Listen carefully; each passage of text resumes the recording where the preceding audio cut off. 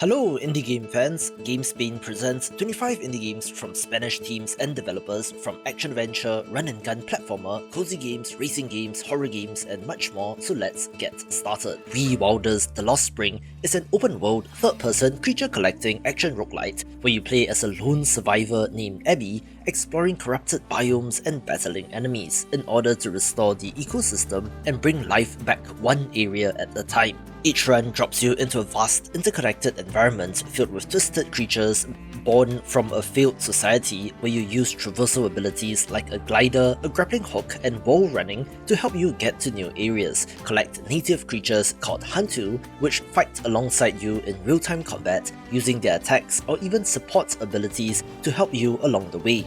And you can even feed and level them up to make them stronger. Defeat is not the end, since you go back to your skyship base, which is where the meta progression elements come in as you plant seeds, grow rare flora for permanent buffs, evolve companions and craft tools, which all carry over between descents. This comes to us from the developer of Endling Extinction is Forever, so they are sure to knock it out of the park with the emotional beats, and I have full confidence that this will be great.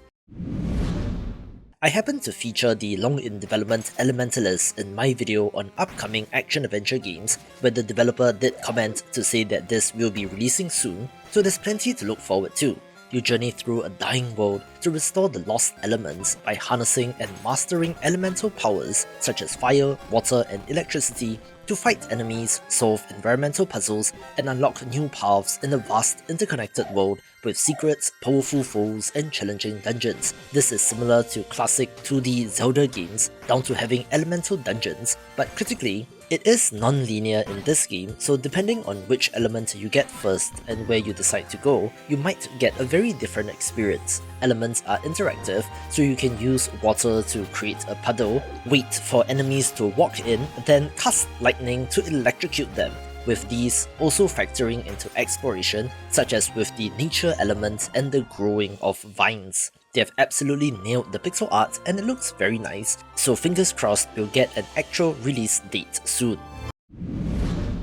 Hidalgo is a handcrafted adventure inspired by the classic novel Don Quixote de la Mancha, with a colourful puppet world made from recycled materials where you relive iconic moments from the novel, starring the titular character and his squire, while uncovering a parallel, heartfelt story about a family bonding through play. You explore vibrant landscapes and solve environmental and perspective puzzles that sometimes switch into the character's point of view to reconstruct his delusional imagination about pretending to be a chivalrous knight. It has both exploration with light combat and boss fights, so more of an action-adventure game where the world's handcrafted aesthetic is very charming, along with music primarily created by a Spanish guitar, definitely giving it a cozy artistic charm. Playing single player lets you swap between the two characters, with co-op support allowing each player to control one character, and whether you're familiar with the source material or not, does look like a wonderful experience.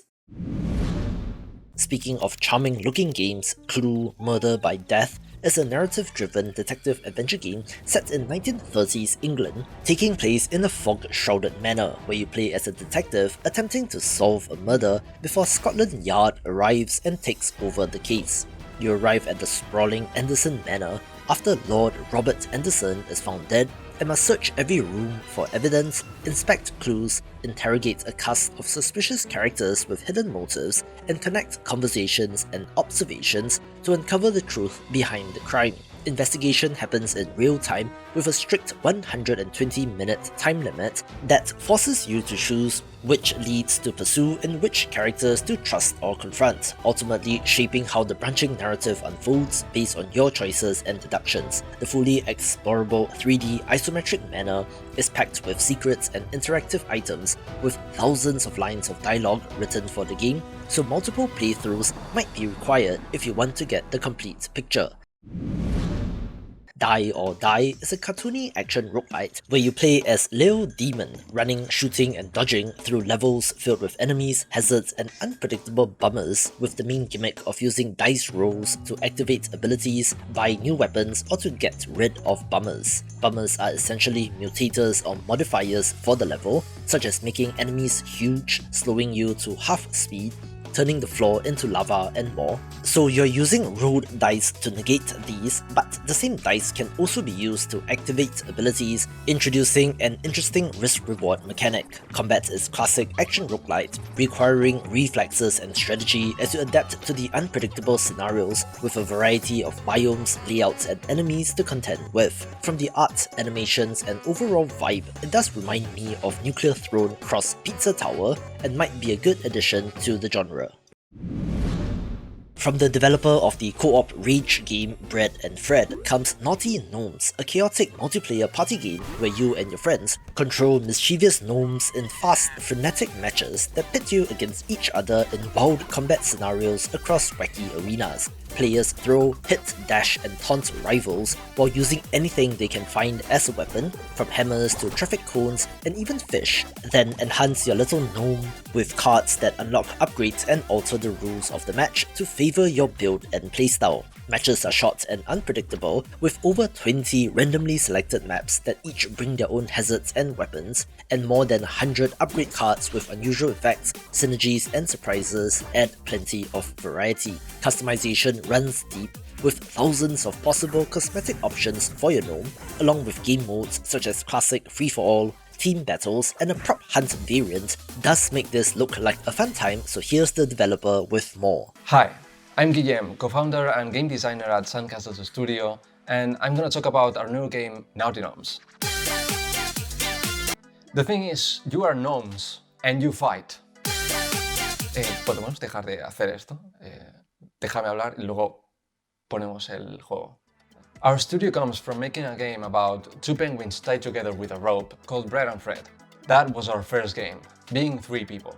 Now we are lucky enough to be 8 members in the studio, and this is our second game, Gnaughty Gnomes. ¿Qué pasa? Ahora no lo pones. ¿Qué eres, gilipollas? Gnaughty Gnomes is a party game for up to 4 players, based on quick rounds where you fight with each other. And as the game progresses, it gets crazier. But first, you'll have to customize your gnome with more than 10, I think? A bajillion combinations. Choose wisely. Then you appear in a random map and fight to death. You've got a very simple set of controls. You can dash, you can grab, you can hit, you can throw, and you can dance. Okay, but why is it that it gets crazier? Haha, because of the upgrades. You see, between rounds, you can improve your skills, including the dance, by picking an upgrade and making your own build of upgrades throughout the game. We loved the idea and we created up to 120 extremely unique upgrade cards that will help you defeat your opponents. We could say that what defines Gnaughty Gnomes the most are the upgrades and the chaos that they create. They are classified by tiers. We've got common, rare, epic, legendary, and... esto no lo decimos, ¿no? ¿Lo dejamos para el release?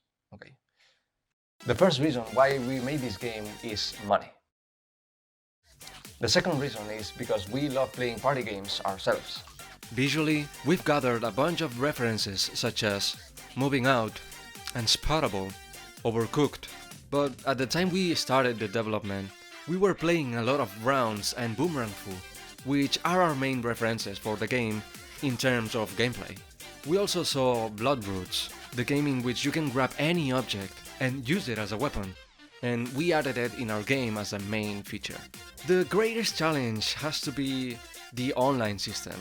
Apart from getting to show visually all the important information to the player among all the exaggerated chaos that is constantly happening on your screen, adding a roof to our imagination thinking about the craziest upgrade cards that we could imagine and not implementing them because you have to stop somewhere, and making all the upgrades work with every single combination of them. But that would be our problem. You just have to grab some friends and fight. We are Sandcastles Studio and we hope you like Gnaughty Gnomes. Blightstone is out right now, releasing in early access in January 2026, and is a dark fantasy tactical roguelite where you lead a party of adventurers fighting back against a spreading corruption known as the Blight by destroying the Blightstone that fuels it. It has turn-based tactics combat, but most interestingly, is without a grid.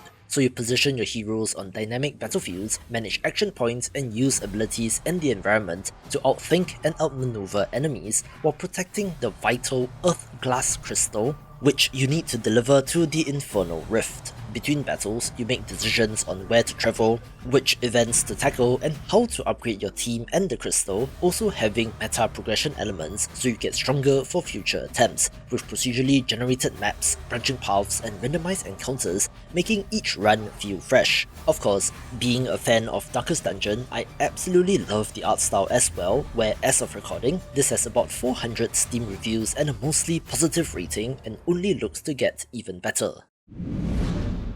A curious looking game is PECADO SD Card, a first-person folkloric horror experience set in the rural, decaying landscapes of España Profunda, where religion, violence, and silence shape everyday life and you must survive against unseen threats while exploring a fragmented narrative. The environment is inspired by rural and decaying Spain, with certain eerie religious overtones, since the game's description tells you to listen to the word of God, where you can pray in order not to lose faith and to stay on your path. To what end, I'm not sure, but the atmosphere is thick with dread and looks very creepy, looking to be for fans of the genre. I have a soft spot for action-adventure RPGs, with Emery Hearts being a retro action JRPG where you play as Lug, an ordinary boy with the power to shape the fate of both humans and machines in a world teetering on the edge of collapse. In this vibrant voxel art world, you explore diverse environments, face off against deadly mechanoid foes in real-time combat, and solve environmental puzzles, testing both your reflexes and wits. Unlock new abilities, learn spells, master different weapon types, and boost your stats as you increase your power level over the course of the game, used to tackle escalating challenges. The story blends emotion, legacy, and mystery as you uncover the deeper truth of the world with something known as the Vital Thread, which binds all life on the planet together, as well as a personal collection as you connect to the consciousness of your long-lost mother, looking quite classic in setup but with modern sheen and polish. Garden Haven is a cozy mixed reality gardening simulation that turns your real-world room into a vibrant, growing garden where you plant, water, trim, and harvest flowers, vegetables, and greenery on everyday surfaces such as tables, shelves, and beds, using hand gestures instead of controllers. You nurture life alongside a gentle garden spirit that guides and grows as you cultivate your space, rewarding dedication with blooms and produce as a showcase of your efforts. It's calming, relaxing, and has a mindfulness element to it. So if you want to chill out for a little bit, you can get this on the Meta store right now. DRACAMAR is a colourful 3D action-adventure platformer where you run, jump, and fight across a series of island worlds to stop the evil dragon King Crad from conquering the realm, freeing the magical Okies and collecting Moki Balls to rebuild bridges to reconnect the shattered lands. You choose from 3 playable heroes and traverse 15 levels packed with enemies, traps, puzzles, and hidden collectibles, using fluid platforming and spirited combat to push forward through vibrant environments. Along the way, a special companion named Eco can aid you with magical powers as you face colourful foes and solve challenges that mix exploration with light combat elements. The world's design draws inspiration from Catalan culture and is available in the Catalan language, looking colourful and vibrant, being designed for players of all ages and skill levels with co-op support, and looks like a fun experience together.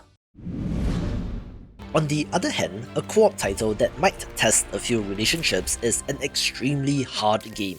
A brutally challenging physics-based co-op title where 2 geese must work together carrying one fragile egg through a variety of terrain and obstacles without breaking it, and every crack makes the egg harder to control and more chaotic to handle. The game hinges on teamwork, communication, and coordination, but of course, hilarity ensues when you take an unexpected bump, press the wrong button, mistime a movement, or just stare at the ridiculous obstacles the developer puts in your way. Somewhat forgivingly, if the egg slips from the nest, there's a chance to recover it, as it bounces all over the place and perhaps lands in a soft spot, looking like a fun take on the Rage game.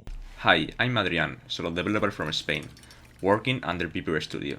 Thank you very much for inviting me to the showcase. Right now, I'm working on my second game. It's a co-op game when you and a friend play as two geese trying to carry a fragile egg through a level full of obstacles. But you need to be careful, because every crack makes the egg more unstable and harder to control. So teamwork and communication are very important. The idea comes from my love for casual co-op games, especially rage games. I enjoy games that push your patience to the limit and create funny and chaotic moments together. Even when things go wrong, the goal is to have fun. I hope you enjoy the game and enjoy the rest of the show. Crisol Theatre of Idols is out right now and is a first-person horror shooter set in a haunting, nightmarish version of Spain called Hispania, where you play as Gabriel, a soldier on a grim mission to unravel dark secrets while fighting terrifying foes on the cursed island of Tormentosa. In this unsettling world, blood itself becomes both your lifeline and weapon, as every shot you fire draws from your own life force, forcing you to balance survival against firepower while solving puzzles and navigating crumbling ruins and labyrinthine streets. The world is shaped by twisted folklore, religious imagery, and cultic undercurrents that blur the lines between myth and nightmare, with each step deeper into Tormentosa's past coming with even greater danger, with the creepy, doll-like enemies truly being quite terrifying.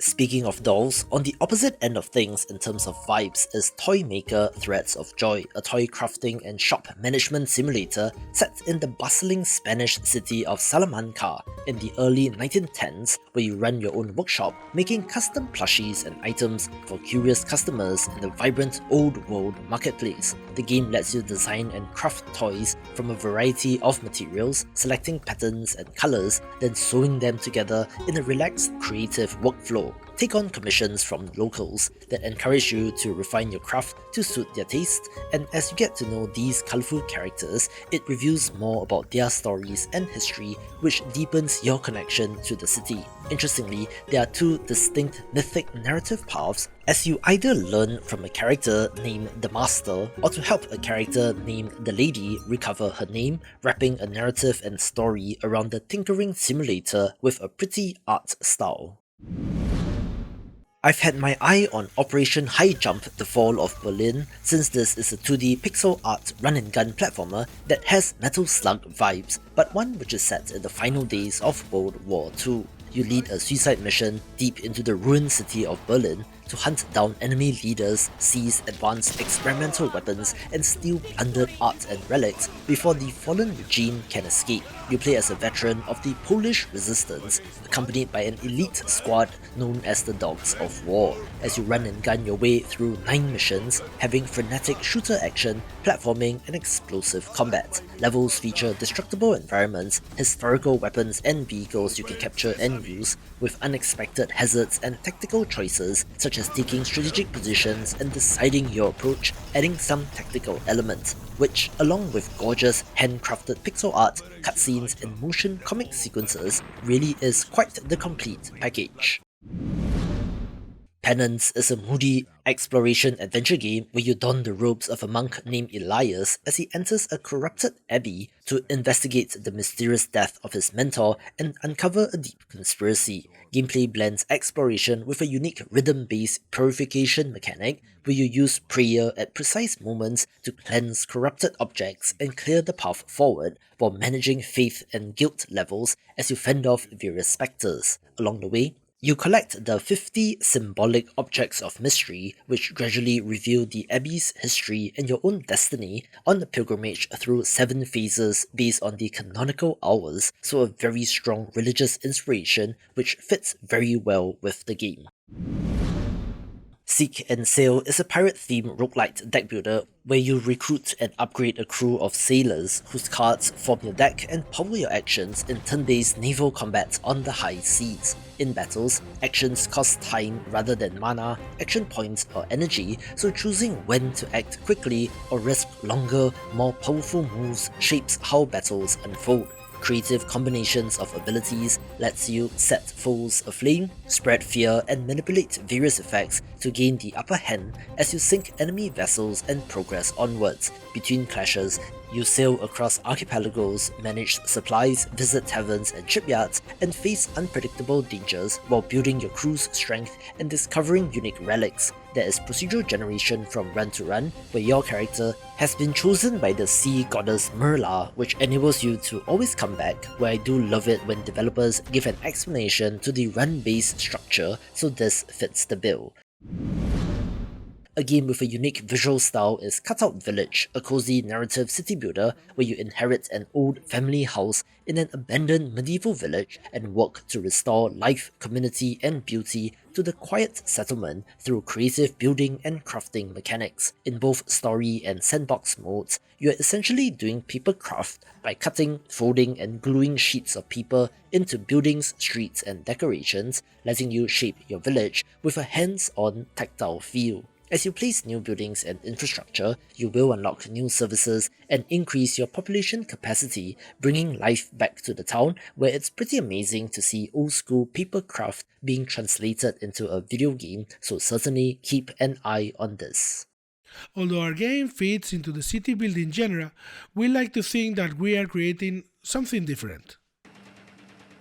A relaxing crafting game in which you build a small village. The main mechanics don't focus so much on numbers or complex management, but rather on physical and recognizable actions, such cutting, folding, and gluing the seats of each house. We believe that this mix of city building and crafting, combined with the game aesthetic design, is what makes Cutout Village a truly unique experience. Our main artistic inspiration has been the cutout paper sheets, which were very popular between 60s and 90s, which some of our team members grew up with. That's why we try to make the development process as manual as possible, opting for a retro watercolor finish and testing each of the sheets on paper before bringing them into the game. We took this idea so far that, in addition to releasing a video game, we are also going to publish a paper book so people can do crafts and build all the houses in the game in real life. As for the narrative, we wanted to talk about rural depopulation. For that reason, the story is about rebuilding a small abandoned village and slowly bringing back into life. Cutout Village presented many challenges, but probably the biggest one was to design more than 50 buildings and turn crafts into something that is truly playable. The trick was to make the player feel like they were really cutting, folding, and gluing paper, but without losing peace or accessibility. To solve this, we iterated a lot, adjusting each step of the process until we found a balance between fidelity for the real craft and comfortable and satisfying experience. The Village Games is a studio with more than 25 years creating games. Along the way, we've gone through many different stages, from our beginning developing independent games in Flash or Java to the present day, where we are working on projects for PC, consoles, and mobile devices. Despite technological advances, we've always maintained the same philosophy, to create completely original and innovative concepts with a strong identity and surprise the player with different ideas. The Occultist is a first-person narrative horror thriller where you play as paranormal investigator Alan Rebels, drawn to a cursed British Isle named Gladstone to uncover the truth behind his father's sudden disappearance in a fog-shrouded world filled with secrets and dread. You explore eerie, abandoned streets, derelict buildings, and haunted expanses where a notorious cult once performed macabre rituals, and your only tools are stealth, observation, and a mystical pendulum that lets you interact with the environment and paranormal forces. The pendulum will have 5 unique powers, one of which is looking through the crystal part like a lens to see what the naked eye cannot, revealing clues and dangers, so figuring out which power to use will be critical to solve the puzzles and progress forward. The enemy designs look very creepy, and the powerlessness of your character adds to the tension and is one of the most anticipated horror games.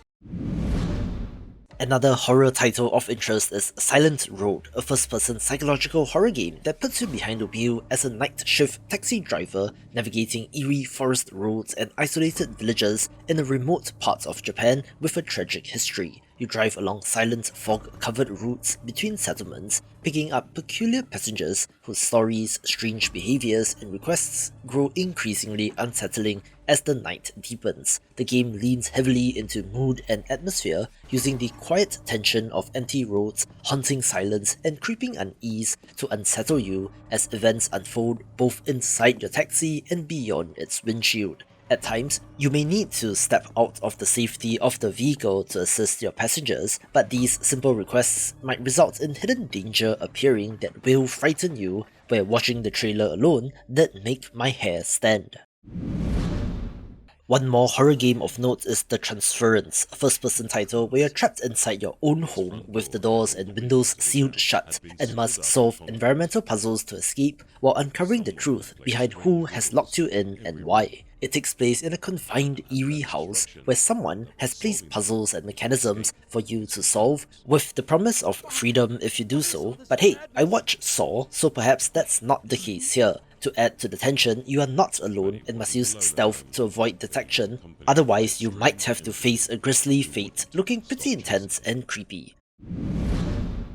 Masks of the Void Origins is a telekinesis-focused action roguelite currently in early access, where you play as a young woman named Irette who must dive into a mysterious realm called the Void to protect home from an ever-looming, realm-devouring threat known as the Never-Ending Night. The game blends fast-paced combat with physics-driven interactions that let you throw environmental objects and manipulate enemies using the power granted by ancient masks, and every expedition into the Void tests your skill, build choices, and adaptability in the face of escalating danger. Between attempts, you grow stronger by collecting and upgrading Void gifts, documents, cards, shards, and masks that change how your powers work, letting you experiment with new combinations that alter combat traversal and playstyle. Narrative threads and character development unfolds between runs, and branching decisions can influence gameplay and how the story develops as you learn more about the nature of the Void, currently sitting at a very positive rating, so go check it out.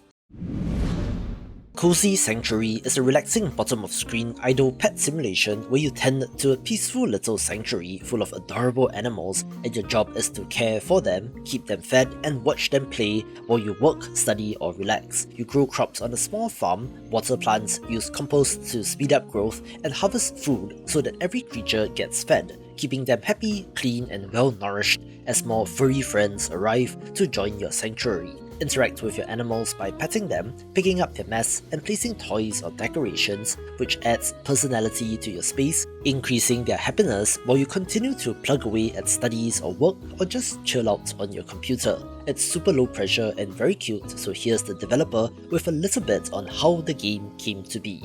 Hello, GameSpain Direct! Thank you so much for having us. My name is Rodrigo, and I'm one of the members of Overpower Team, a small indie game studio made up of 5 friends based in Madrid. You may know us for our other games, such as Block Factory, Sports Card Shop Simulator, God Strike, or Sushi Cat Tower Defense. But let me introduce you to one of the latest projects we're working on, Cozy Sanctuary. One day, one of my colleagues was working while his cat lay sleeping between his keyboard and his screen, and this was what lit the first spark of the idea for this game. We as a team are all animal lovers, so we were super excited for his idea. And we started to work on how we could make a game like Rusty Retirement, but with cute little animals like Nintendogs. Some kind of Tamagotchi, but with more pets and without being so distracting or requiring so much attention.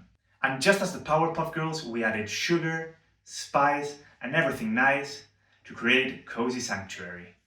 Our game is a relaxing pet keeping simulator where you care for cute little animals at the bottom of your screen. They hang out with you while you work, study, or simply are looking for a little bit of peace. The best thing is that these tiny friends are super well behaved and will avoid calling your attention or disturbing you while you're concentrated. This will let you calmly work while they patiently wait for you to come back and give them all the food and love they deserve. Then you can spend your breaks harvesting some crops, petting your fluffy friends, or even giving them a bath.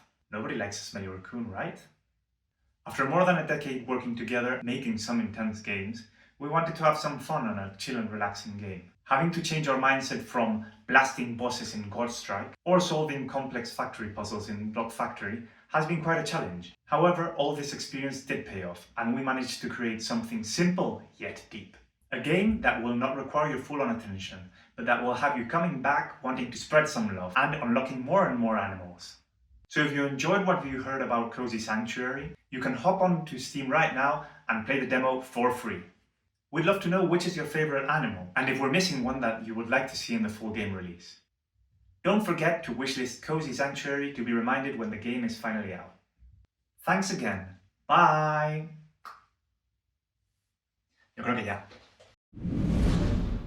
Top Drifters is a frantic, top-down arcade racing game where you race across unconventional tracks using physics-based handling and drifting as you attempt to come in first. The controls are simple, but the physics makes every turn and slide feel dynamic, so mastering drift, boost, weight transfer, and even strategically using collisions becomes the core of how you maneuver around narrow corners, slopes, jumps, tunnels, and shortcuts that often punish mistakes with spectacular falls and wild moments. You can unlock and master more than 10 distinct cars, each with unique stats for speed, acceleration, drifting, and turbo efficiency, giving each vehicle a different feel. Tracks feature multiple surfaces that affect grip and momentum, from asphalt to dirt, snow, grass, and even water, which, coupled with the insane-looking environments, makes this quite a different kind of racing game. It also has different modes such as rally, circuit, and an open-world mode, along with local split-screen multiplayer support, and is certainly for fans of racing games. As always, wishlist all the games that you're interested in since it helps the developers, and look out for more GameSpain Directs later this year.